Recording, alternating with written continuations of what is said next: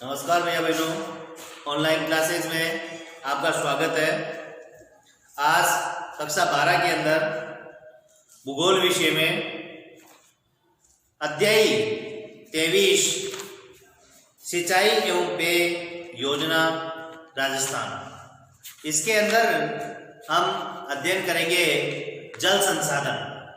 जल संसाधन क्या होता है, अर्थात जल संसाधन वे संसाधन होते हैं, वे संसाधन है जो कि जल के स्रोत, उनका मानव जीवन के लिए उपयोग और उपयोग करने योग्य जो संभावनाएं हैं वे ही जल संसाधन कहलाते हैं। ठीक है। राजस्थान में संपूर्ण देश की जो सतही जल है उस जल का 1.16% कुल जल का सतही जल जो भूमि के ऊपर है तथा भूमिगत जो जल संसाधन है वो 1.72% है। इस प्रकार से राजस्थान के अंदर जल की मात्रा बहुत कम है, अर्थात जल संसाधन बहुत कम मात्रा में, सीमित मात्रा में जल संसाधनों का हमारे को मितव्ययता के साथ में उपयोग करना चाहिए। राजस्थान देश का, अर्थात देश में, संपूर्ण देश के अंदर राजस्थान में न्यूनतम वर्षा होती है और राजस्थान के अधिकांश जल संसाधन राज्य के दक्षिण पूर्वी भागों में पाए जाते हैं। वर्तमान में राजस्थान में प्रति व्यक्ति जल की वार्षिक उपलब्धता 780 घन मीटर है। 780 घन मीटर प्रति व्यक्ति है, यानी जल की उपलब्धता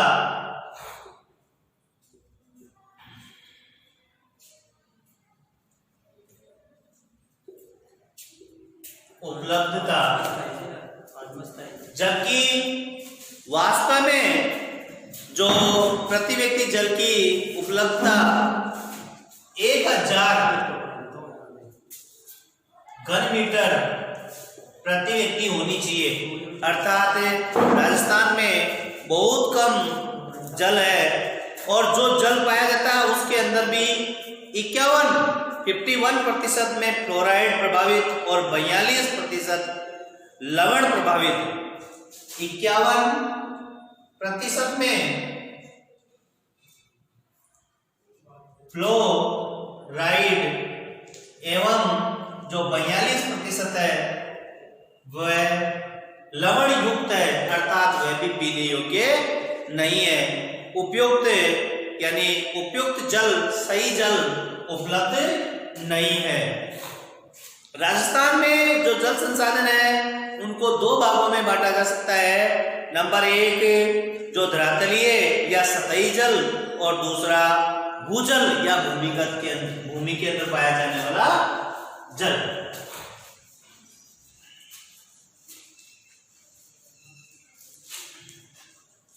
राजस्थान में जल संसाधनों को 2 भागों में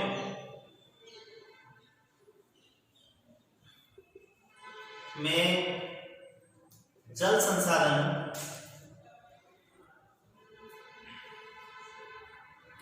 2 भागों में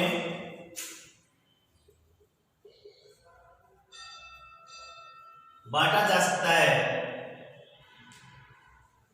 नंबर 1 सतही जल,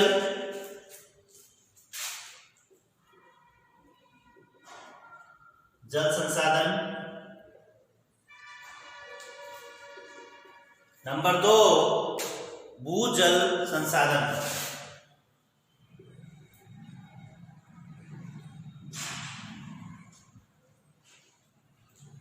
सतही जल संसाधन के अंदर जो पृथ्वी की सतह के ऊपर जो पाया जाता है, जैसे नदी है, तालाब है, नहरें हैं, इनके अंदर जो जल उपलब्ध है राजस्थान में, झीलें, नदी, तालाब ये सतही जल के अंदर अर्थात धरातल के ऊपर जो प्रमुख स्रोत हैं ये सतही जल के अंदर आते हैं। राजस्थान में प्रमुख नदियों में चंबल है, बनास है, लूनी है, माई है, बाणगंगा, बेड़च और गंभीरी, शुकड़ी आदि नदियां हैं। राजस्थान में 450 बड़े तालाब है, 450 बड़े तालाब भी है। राजस्थान के अंदर तालाबों से भी सिंचाई होती है। इसके अलावा खारे पानी और मीठे पानी की झीलें भी राजस्थान में पाई जाती है। अर्थात मीठे पानी की जो कुछ झीलें हैं उनके नाम अपन लिख लेते हैं। मीठे पानी की झीलें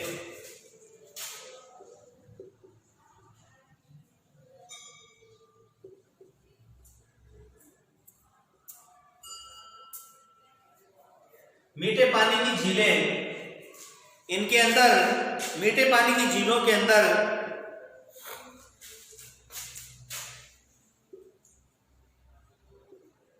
मीठे पानी की झीलों में मुख्य रूप से उदयपुर जिसके अंदर है, जयसमंद है, पिछोला है, ये झीलें इसके अंदर पाई जाती है। राजसमंद जिले में राजसमंद झील है, अजमेर के अंदर आना सागर पुष्कर है, अलवर में सिलीसेड है, बीकानेर कोलायत है और बूंदी नवलखा झील, डूंगरपुर गेप सागर है, जोधपुर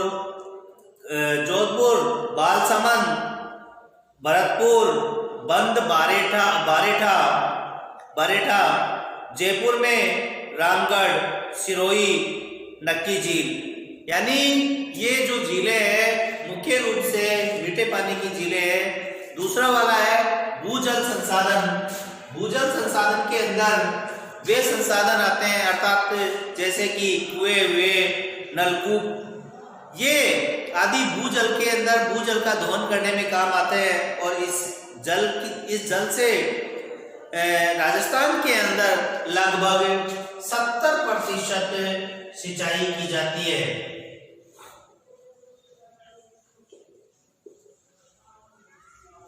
कुओं एवं नलकूपों से, इनकी सहायता से लगभग 70% सिंचाई राजस्थान के अंदर की जाती है।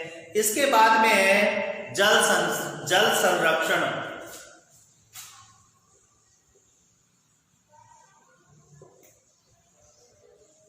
जल संरक्षण, जल एक सीमित संसाधन है अर्थात इसका हमारे को मितव्ययता के साथ में उपयोग करना चाहिए और उपयोग से इसको बचाना चाहिए। जल संरक्षण जल संसाधन का विवेकपूर्ण और कम से कम इसका उपयोग किया जाना चाहिए अर्थात मितव्ययता के साथ में इसका उपयोग करना चाहिए, रखरखाव अच्छा करना चाहिए और सही तरीके से इसका उपयोग करना ही जल संरक्षण अर्थात मितव्ययता कहलाता है, जल संरक्षण कहलाता है। जल संरक्षण के लिए राजस्थान में निम्न कुछ उपाय किए गए हैं अर्थात उसके लिए सिंचाई के, इसमें देखिए उपायों में सिंचाई के नवीन पद्धतियों का अपनाना, यानी संरक्षण के लिए सिंचाई की नवीन पद्धतियों को अपनाना। नवीन पद्धतियों में जैसे ड्रिप सिस्टम, बूंद बूंद सिंचाई अर्थात फालतू जो पानी है वो पेड़ पौधे की जड़ तक ही पहुंचे, बाकी वेस्टेज व्यर्थ में नहीं जाए। भूमिगत जल का विवेकपूर्ण उपयोग करना अर्थात जो भूमि के अंदर जो जल है उसका विवेकपूर्ण सही तरीके से उपयोग करना। भूमिगत जल का विवेक पूर्ण उपयोग करना अर्थात जो भूमि के अंदर जो जल है उसका सही तरीके से उपयोग करना। और अगला है वन कटाई पर नियंत्रण करना अर्थात वनों की जो कटाई है, वनों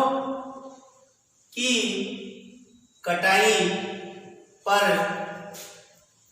नियंत्रण करना, अर्थात वनों का अंधाधुंध रूप से काटना, वनों को अंधाधुंध रूप से नहीं काटना चाहिए, जिससे कि बरसात होने में वन सहयोग करते हैं, और प्रदूषित जल को पुनर्चक्रण के द्वारा वापस शोधन करना, प्रदूषित जल को छोटे तालाब, बांध और ये निकटों का निर्माण करना, ये सभी इसके लिए उपयोगी है, अर्थात जल संरक्षण के लिए अति आवश्यक है।